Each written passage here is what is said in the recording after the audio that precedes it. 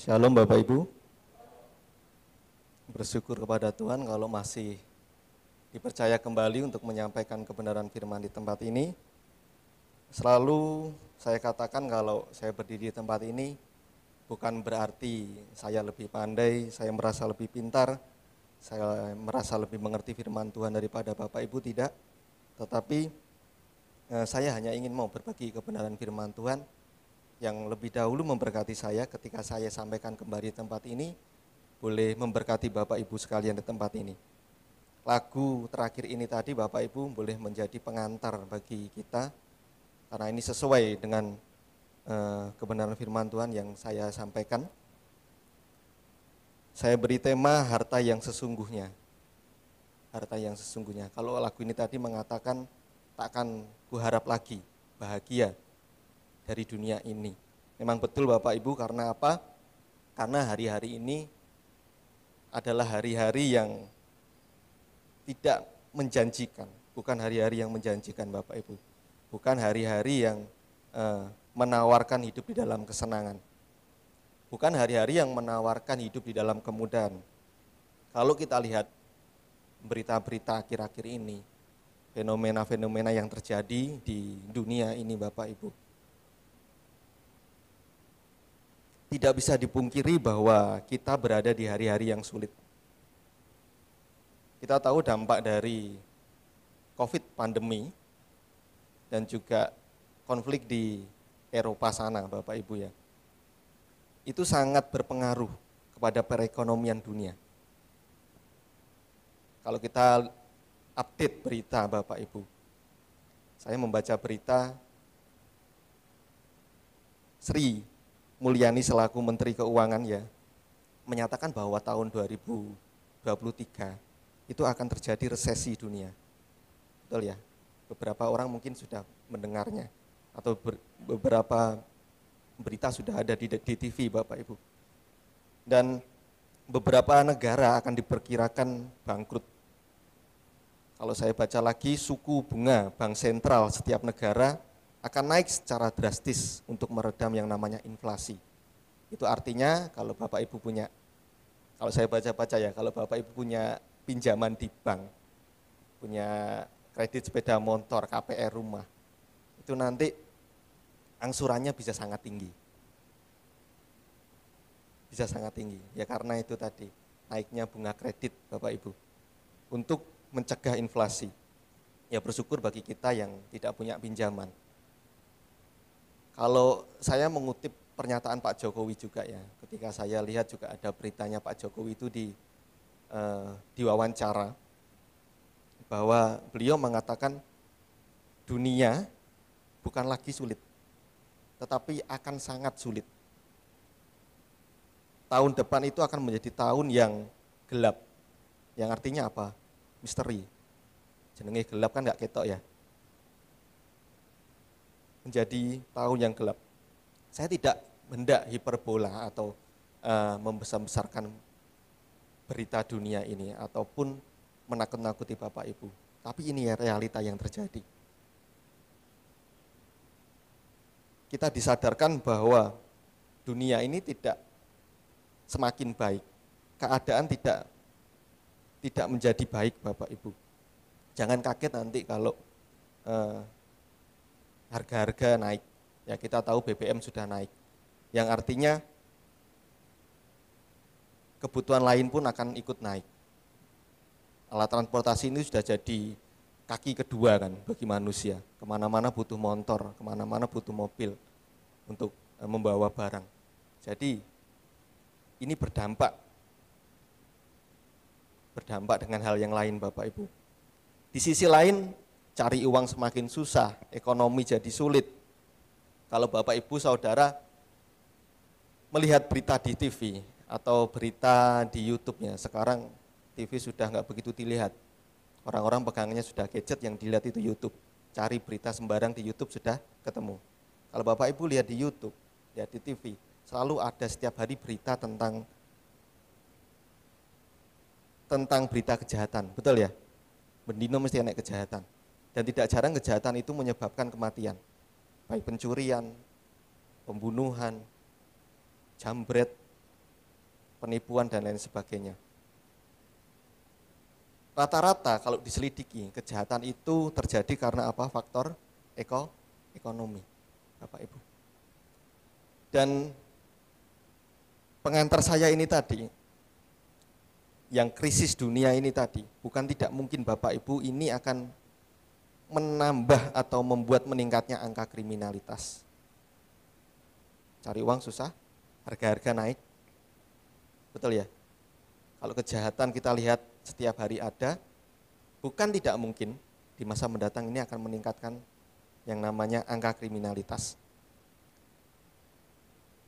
Sekali lagi saya tidak hendak menakut-nakuti, mungkin juga kalimat saya ini sudah terdengar biasa di telinga Bapak Ibu. Kalau saya menyampaikan di tempat ini, selalu saya menyadarkan Bapak Ibu untuk tidak mencintai dunia, bahwa dunia ini hanya sementara.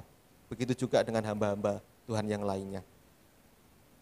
Tentu biarlah setiap kita tidak bosan Bapak Ibu mendengarkan hal ini. Karena apa? Karena manusia itu perlu diingatkan.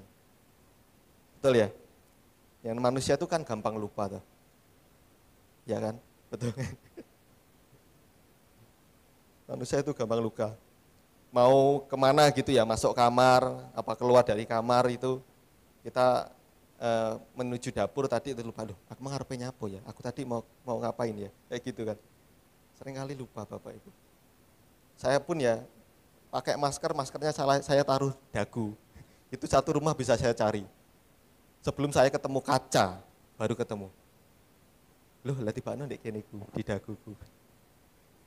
Jadi kalau Bapak Ibu memutuskan untuk Bapak Ibu dari rumah mandi, mempersiapkan diri berangkat datang ke gereja, mendengarkan firman Tuhan, berarti Bapak Ibu, saya anggap Bapak Ibu siap untuk diingatkan. Betul ya? Diingatkan, disadarkan, dinasehati oleh kebenaran firman Tuhan. Nah, kondisi yang saya sampaikan ini tadi Bapak Ibu, membuat manusia begitu rupa, begitu kerasnya untuk mendapat kehidupan yang lebih baik. Ingin dapat uang yang lebih banyak, dapat penghasilan yang lebih banyak, bisa kerja keras, banting tulang, pergi pagi pulang pagi, 3 kali lebaran nggak pulang kayak Bang Toyib. Ya. Artinya apa? Mengusahakan segala upaya untuk memperoleh hasil yang diinginkan. Tentu saya tidak mengatakan ini salah. Karena apa? Kita harus bertanggung jawab. Kita harus bekerja keras. Ada keluarga yang harus kita hidupi. Ada anak, ada istri, ada orang tua yang harus kita penuhi juga kebutuhannya, harus kita bantu. Tentu tidak salah Bapak Ibu. Namun tidak kita pungkiri, banyak dari mereka yang terjebak dengan perburuan, pencarian materi, sehingga lupa akan tujuan mulanya. Seberapa banyak waktu belum di dalam kelimpahan, belum mendapat apa yang diinginkan, mereka bisa datang ke gereja, ya, bisa beribadah begitu giatnya, mencari Tuhan.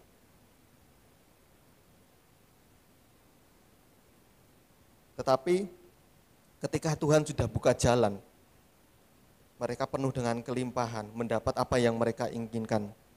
Tanpa disadari, mereka terjebak dengan pencarian yang salah.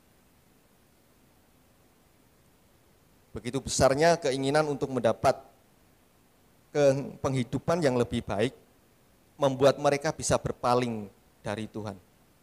Kita bisa melihat banyak orang, bukan banyak orang ya, ada orang yang rela membunuh demi kekayaan.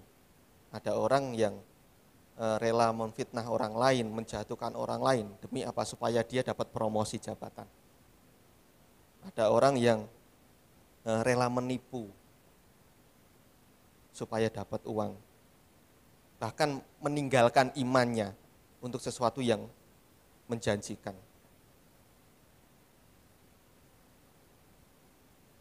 Hal seperti ini sudah sering ya kita ketahui. Akhir-akhir berita yang populer di Indonesia ya, ada seorang gubernur, betul ya, di Indonesia bagian timur Bapak Ibu, yang korupsi bisa sampai miliaran. Bahkan dia juga terlibat di judi, di kasino. Sebelumnya juga ada polisi yang tembak polisi, yang nyuruh kepala polisi.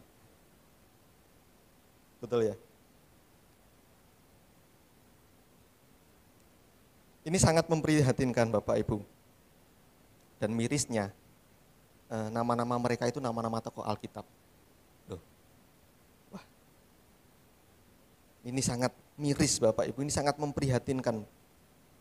Kita di negara yang minoritas, yang seharusnya kekristenan itu menjadi suratan yang terbuka dibaca oleh semua orang, tetapi malah meludahi wajah Tuhan. Makanya Bapak Ibu, kita tidak boleh terjebak oleh fokus yang salah. Kita tidak boleh terjebak oleh pencarian, perburuan harta yang salah. Kita tidak boleh terjebak oleh pembiaran kesibukan atau pencarian yang salah. Karena kalau bicara kesibukan itu ya, tak dituruti repot, wong mesti repot. Betul ya, mesti ada alasan. Mesti tidak ada habisnya gitu loh. Kalau nuruti repot, orang bisa ada alasan untuk tidak datang ke gereja, betul ya? Aku repot ini, aku repot ini. Seharusnya kita juga diberi hikmat Tuhan untuk memanajemen waktu. Betul ya? Kita juga diberi hikmat Tuhan kok untuk memanajemen waktu. Ada saatnya untuk kita bekerja, ada saatnya untuk kita datang kepada Tuhan. Nah, jangan terjebak kepada situasi yang membuat kita sulit keluar dari situasi tersebut. Sehingga membuat kita jauh hidup akan Tuhan Bapak Ibu. Kita membuat hidup kita itu jauh dari Tuhan. Harta yang sesungguhnya ada di dalam Tuhan Yesus. Harta yang sesungguhnya ada di dalam Tuhan Yesus. Pencarian, perburuan yang sesungguhnya haruslah Tuhan. Ketika kita memiliki Tuhan sebagai harta satu-satunya, maka kita akan memiliki segalanya. Mungkin kalimat ini terdengar abstrak, terdengar klise. Tetapi kita bisa baca Bapak Ibu di dalam Kolose 2 ayat yang ketiga. Kolose 2 ayat yang ketiga. Sebab di dalam Dialah tersembunyi segala harta, hikmat, dan pengetahuan. Di dalam Tuhan Yesus ada harta, hikmat, dan pengetahuan. Di dalam Tuhan ada harta, hikmat, dan pengetahuan. Memang di situ tidak dikatakan harta, emas, perak, berlian, permata, Bapak Ibu. Namun Alkitab jelas mengatakan bahwa inilah harta yang sesungguhnya. Hikmat melebihi segala kekayaan yang ada di dunia ini. Kita buka lagi di Amsal 3 ayat 13 sampai yang ke-15.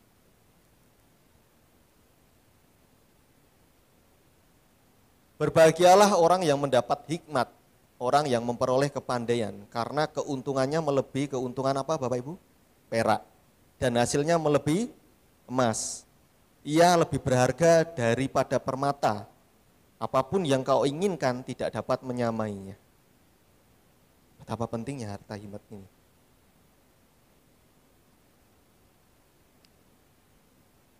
Pernahkah kita melihat Bapak Ibu, ada masalah yang tidak dapat diselesaikan dengan uang? Pernahkah kita melihat ada masalah yang tidak dapat diselesaikan dengan kedudukan kita?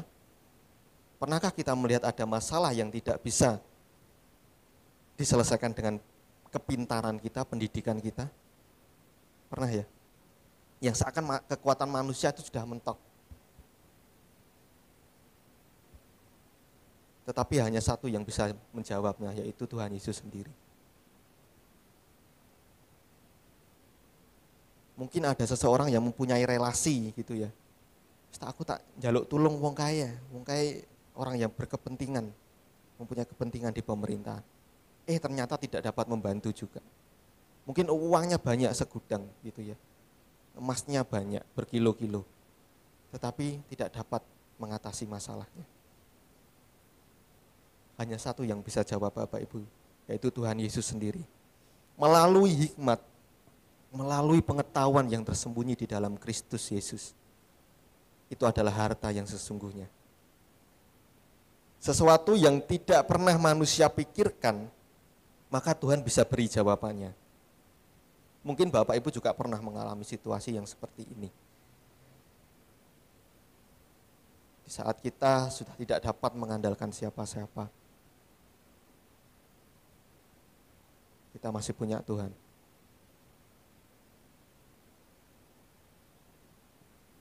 Hikmat tidak selalu menuntun manusia itu untuk menyelesaikan masalah.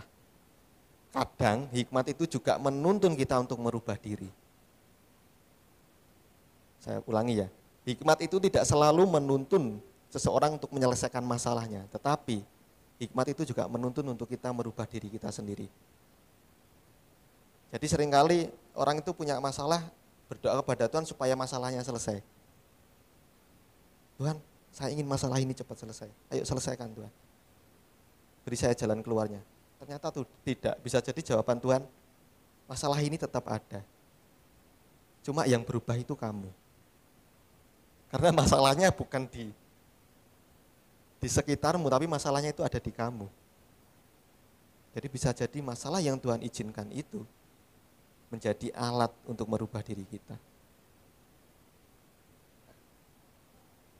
Iya, untuk membangun, untuk menyucikan diri kita Bapak Ibu. Nah, materi tidak dapat memberi keselamatan dan materi tidak dapat mengubah karakter seseorang. Materi tidak dapat membeli perubahan karakter Bapak Ibu. Sabar itu tidak dijual di toko-toko, betul ya? Meskipun di belakang saya ini ada mie ayam Pak Sabar, Bapak Ibu makan mie ayamnya nggak otomatis jadi sabar. Meskipun ada penyanyi yang namanya Tulus, pasti anak muda ini tahu, tapi tidak otomatis hatinya itu tulus. Ada orang yang namanya dermawan, bukan berarti dia suka memberi. Karena apa? Karakter itu tidak bisa dibeli dengan uang. Tidak ada di toko-toko, tidak ada pasarnya Bapak Ibu. Namun perlu adanya hikmat dari Tuhan untuk menuntun kita kepada yang namanya perubahan karakter. Hikmat Tuhan yang menuntun manusia kepada keselamatan melalui perubahan hidup kita, yaitu melalui perubahan karakter kita Bapak Ibu. Harta yang banyak, uang itu bisa membeli rumah yang bagus di bumi ini, tetapi tidak untuk rumah di surga. Betul ya? Karena hanya tangan Tuhan saja yang dapat membangunnya.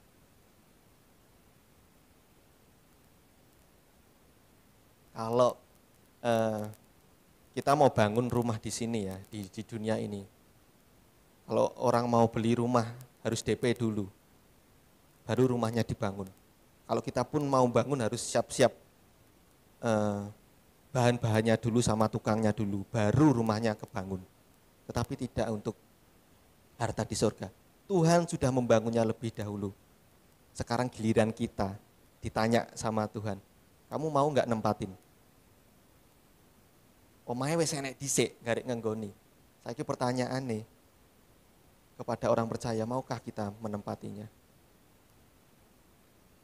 Tentu tidak hanya sekedar bilang amin dan mau, tapi harus benar-benar melalui hidup kita.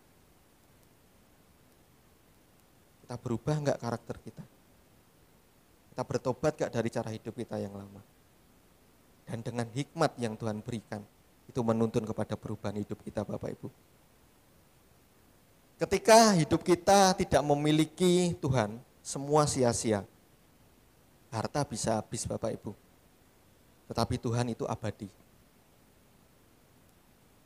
Ada berapa banyak perusahaan yang bangkrut karena pandemi. Mungkin dia punya strategi bisnis yang bagus, dia punya pemasaran yang baik, perencanaan keuangan yang baik. Tetapi tidak pernah terpikirkan adanya bencana pandemi yang mendunia sehingga membuat perdagangan di dunia ini berhenti seketika. Tidak pernah terpikirkan dan tidak pernah berjaga-jaga akan hal ini. Betul ya? Banyak kan kalau kita dengar waktu rame-ramenya pandemi itu perusahaan yang gulung tikar. Mungkin dia punya perencanaan keuangan yang baik, tetapi dia tidak menyangka adanya pandemi.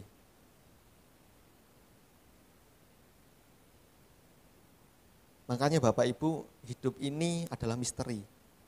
Kita tidak tahu 1-2 jam mendatang ketika kita pulang dari gereja ini, keluar dari gedung ini. Ada yang tahu? Kalau punya rencana bisa, oh saya pulang dari gereja ini nanti mau cuci baju. Saya pulang dari gereja ini mau setrika kalau buat ibu-ibu, saya mau ke mall atau yang lain. Rencana bisa, tapi tidak ada yang tahu yang pasti. Beberapa jam, beberapa waktu ke depan, apa yang terjadi. Itu artinya apa? Kita perlu Tuhan. Karena beberapa waktu ini adalah misteri, kita perlu Tuhan Bapak Ibu. Pada dasarnya, manusia adalah makhluk yang tidak pernah puas. Dengan hikmat Tuhan, Tuhan menuntun kita kepada yang namanya kelegaan. Ya kan? Manusia itu kan tidak pernah puas. Tidak pernah puas. Sudah punya 1 pengen 2, sudah punya 2 pengen 3, sudah punya 3 pengen 4, dan lain sebagainya. Hasratnya seperti sumur yang tidak ada ujungnya. Namun hanya di dalam Tuhan Yesus saja ada yang namanya kelegaan. Dia adalah air hidup. Barang siapa yang meminumnya tidak akan haus lagi. Ini adalah percakapan Tuhan Yesus dengan perempuan Samaria di sumur Yakub, Bapak Ibu. Kita bisa baca ya, di Yohanes 4 ayat 13 sampai yang ke-14. Jawab Yesus kepadanya, barang siapa minum air ini, ia akan haus lagi. Tetapi barang siapa minum air yang akan kuberikan kepadanya, ia tidak akan haus untuk selama-lamanya. Sebaliknya, air yang akan kuberikan kepadanya akan menjadi mata air di dalam dirinya yang terus-menerus memancar sampai kepada hidup yang kekal. Bapak Ibu, ada pengharapan yang kekal di dalam Yesus. Dan ini yang tidak dimiliki oleh dunia. Dunia hanya menawarkan kesenangan sesaat. Jikapun manusia mengejarnya, manusia tidak akan pernah merasa puas. Kita minum air, kita akan haus lagi. Air itu hanya melegakan sesaat saja, Bapak Ibu. Tetapi ketika kita minum air hidup yang ada di dalam Tuhan Yesus, kita akan mendapat kelegaan abadi. Kalau kita baca perikop ini tadi, Bapak Ibu, ini cerita tentang perempuan Samaria di sumur Yakub. Perempuan ini kan mempunyai 5 suami. Betul ya? Coba kita buka di dalam Yohanes 4 ayat yang ke-16 sampai ke-18.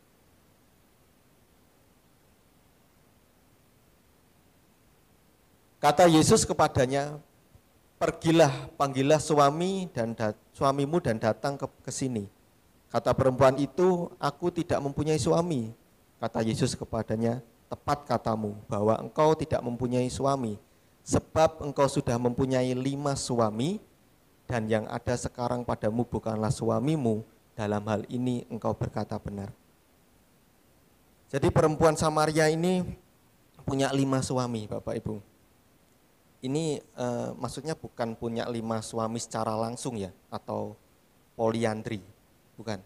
Tetapi kalau di bahasa lain itu dikatakan engkau telah kawin 5 kali. Berarti kawin cerai sebanyak 5 kali. Dia sudah menikah selama 5 kali, Bapak Ibu. Terus dikatakan yang ada padamu sekarang itu bukanlah suamimu. Yang artinya orang ini bakal jadi calon suaminya yang ke-6. Ya, logikanya kan gitu. Ini bakal jadi calon suaminya yang ke-6. Perempuan Samaria ini artinya apa? Perempuan ini tidak pernah puas. Bapak Ibu. Tidak pernah puas. Orang yang tidak pernah puas itu akan selalu hidup di dalam kekhawatiran. Orang yang tidak pernah puas itu akan hidup ke dalam ketakutan. Orang yang tidak pernah puas itu akan hidup di dalam kegelisahan. Betul ya? Ya gak puas kok. Kita sudah punya sepeda motor nih, mungkin ya, yang sudah cukup lah buat kita kemana-mana. Tetapi ternyata tetangga kita beli motor keluaran yang terbaru, yang harganya lebih mahal daripada kita, karena kita nggak pernah puas, gak iso turu. Begini, duh aku kudu luweh iki saka tanggoku. Seperti itu. Makanya enek ada bahasa Jawa yang mengatakan gimana ya, manusia kuwi kabotan angen-angene dhewe. Menungso kuwi kabotan angen-angene dhewe. Karena memang manusia itu tidak pernah puas, Bapak Ibu. Bisa kita punya uang banyak, bisa kita punya harta banyak. Uang bisa buat beli kasur yang nyaman, yang empuk, tetapi tidak bisa membeli tidur yang nyenyak. Uang itu bisa buat beli jam Rolex yang harganya miliaran rupiah, tetapi tidak bisa membeli waktu. Betul ya? Banyak kan orang kaya yang perhiasannya banyak, perhiasannya mewah, hartanya berlimpah. Ternyata keluarganya hancur. Karena apa? Dia tidak punya waktu bersama keluarga, karena dia sibuk dengan bisnisnya, karena dia sibuk dengan pekerjaannya. Uang bisa membeli obat, tetapi tidak bisa membeli kesehatan. Makanya kita harus sadar Bapak Ibu, bahwa Dia adalah harta yang sesungguhnya. Tuhan Yesus adalah harta kita yang sesungguhnya. Dan sepatutnya kita mengejarnya Bapak Ibu. Karena untuk sesuatu yang di dunia ini saja, orang bisa mati-matian kok kerja keras. Pergi pagi, pulang pagi. Ya, bisa sampai lembur-lembur untuk sesuatu yang ingin dia capai. Kenapa kita untuk Tuhan tidak? Kita bisa cari hadirat Tuhan di tengah kesibukan kita. Kita bisa berkomunikasi dengan Tuhan sepanjang waktu kita. Tidak harus masuk ke ruang doa. Ya kalau kita punya waktu untuk masuk ke ruang doa enggak apa-apa Bapak Ibu. Tapi doa itu apa sih? Doa itu komunikasi kita dengan Tuhan. Ibu-ibu sambil masak, potong bawang, bisa kok memuji Tuhan. Betul ya? Bisa kok bercakap-cakap dengan Tuhan. Bu Janatin ini kalau pergi ke Blitar, di jalan memuji Tuhan ya Bapak Ibu ya.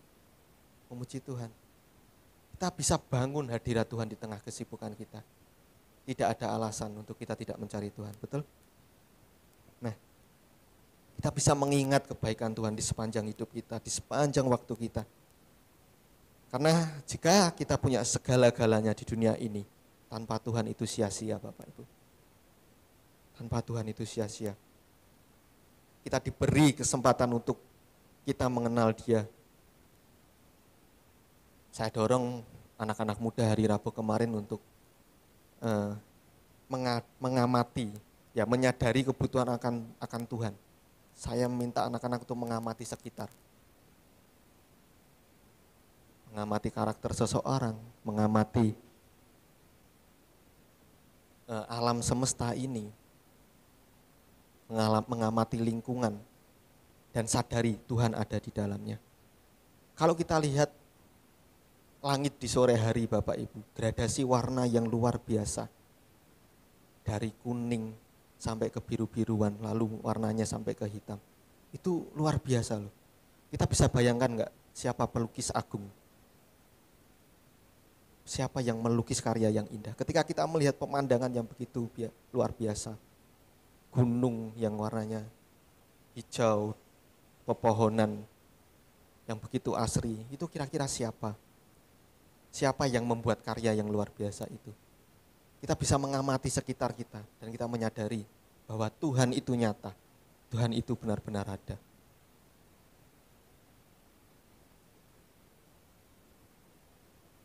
Kita perlu Bapak Ibu Tuhan di dalam kehidupan kita. anak-anak muda ini ya, saya lihat filosofinya itu yang sering didengungkan oleh bukan kaum milenial sih, bawahnya kaum milenial lagi apa generasi Z, ya. Istilahnya apa? YOLO, you only live, YOLO, you only live once. Hidup hanya sekali, artinya itu Bapak Ibu. Yang artinya apa? Ya ayo kita nikmati, urip mek pisan kok. Itu di kalangan kaum muda. Bukan kaum muda yang di gereja ya. Filosofi yang dianut anak-anak muda. Ayo kita nikmati. Ya kalau menikmati ciptaan Tuhan, kita membuat kita bersyukur kepada Tuhan enggak apa-apa. Tapi cara menikmatinya salah. Ayo kita nikmati, kita bersenang-senang di dunia ini. Gak Tuhan-Tuhanan gak apa-apa wis. Terus ada istilah lagi apa? FOMO, fear out, missing out, takut ketinggalan. Anak-anak muda itu apa? Takut ketinggalan sesuatu yang istilahnya viral, yang sering dilakukan oleh anak-anak muda saat ini. Wediku dead lah, kurang update. Nah, makanya saya dorong untuk kaum muda ini mengamati sekitar, sadari kebutuhan akan Tuhan. Karena ya ini tadi dunia sedang menuju ke dalam kehancuran Bapak Ibu. Kalau kita lihat tokoh di Alkitab, banyak tokoh-tokoh di Alkitab yang meninggalkan hartanya untuk Tuhan. Di Filipi 3 ayat yang ke-8, Paulus meninggalkan hartanya untuk Tuhan Bapak Ibu. Malahan segala sesuatu ku anggap rugi karena pengenalan akan Kristus Yesus Tuhanku. Lebih mulia daripada semuanya. Oleh karena dialah aku telah melepaskan semuanya itu dan menganggapnya sampah supaya aku beroleh Kristus. Semua yang dimiliki Paulus demi untuk mengenal Tuhan, dia menganggapnya semuanya itu sampah. Sampah ini sudah bahasa yang diperhalus Bapak Ibu oleh bahasa Indonesia. Kalau Bapak Ibu tahu bahasa aslinya, kata sampah itu ya, sebenarnya katanya itu TAI. Bisa baca sendiri ya. Kata sampah itu TAI. Jadi Paulus menganggapnya itu TAI. Bapak Ibu. Paulus di masa lalu punya kedudukan di mahkamah agama Yahudi. Dia punya jabatan yang tinggi. Dia punya pengetahuan akan Taurat. Bahkan dikatakan dia tidak bercacat celah melakukan Taurat. Tetapi karena pengenalan akan Kristus itu lebih mulia daripada apapun. Semua kedudukannya, semua pengetahuannya yang pernah dia miliki, itu dianggapnya sebagai sampah. Dia melepaskan segalanya demi mengikut Kristus, Bapak Ibu. Ya saya kalau diterapkan di dunia sekarang ini bukan berarti kita meninggalkan pekerjaan kita lalu kita mengambil full timer di gereja, tidak Bapak Ibu. Tetapi biarlah apa yang kita lakukan, baik itu bekerja, melakukan segala sesuatu, itu semua kita peruntukkan untuk kemuliaan nama Tuhan. Saya bekerja bukan untuk keluarga saya bekerja untuk Tuhan. Tapi karena saya mengasihi Tuhan, berarti saya harus mengasihi keluarga saya.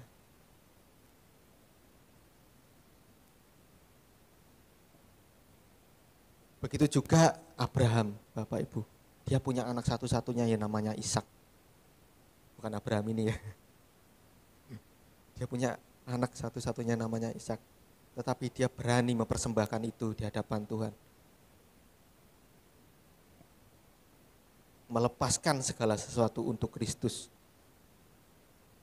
Kadang Bapak Ibu ketika seseorang berada di atas, ketika seseorang itu berada di dalam kelimpahan, Tuhan bisa saja izinkan kejayaannya, bisa izinkan kelimpahannya itu dihancurkan, diremukkan oleh Tuhan. Supaya apa? Supaya mereka sadar bahwa supaya dia sadar bahwa itu semua adalah sampah.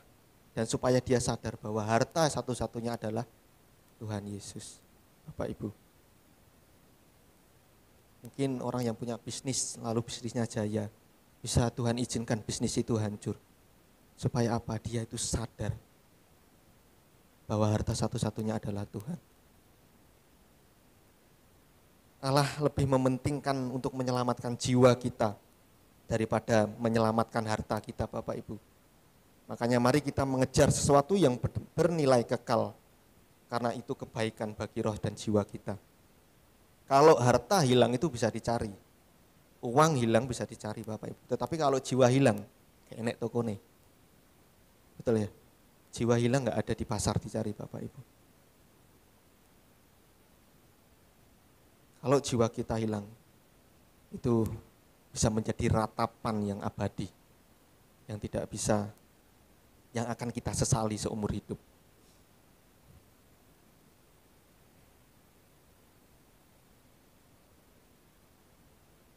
Orang yang mencari Tuhan, saya percaya Bapak Ibu, saya tahu pasti bahwa orang yang mencari Tuhan itu hidupnya tidak akan kekurangan. Hidupnya tidak akan kekurangan dan pasti akan dipelihara oleh Tuhan.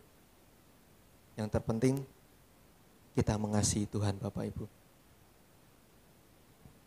Ayat yang terakhir tidak ada di slide ya. Bisa bukakan Mbak Mary di Mazmur 42 ayat 2 sampai yang ke-6.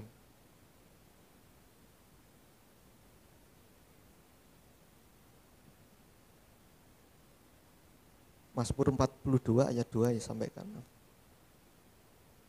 Ayat selanjutnya Mbak Mary, berarti ayat 3. Nah, seperti rusa yang merindukan sungai yang berair, demikianlah jiwaku merindukan Engkau ya Allah. Jiwaku haus kepada Allah yang hidup. Bilakah aku boleh datang melihat Allah? Air mataku menjadi makananku siang dan malam. Karena sepanjang hari orang berkata kepadaku, di mana Allahku?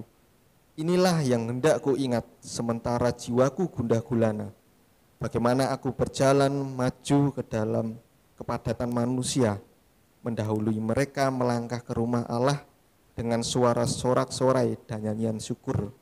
Dalam keramaian orang-orang yang mengadakan perayaan, mengapa engkau tertekan hai jiwaku dan gelisah di dalam diriku?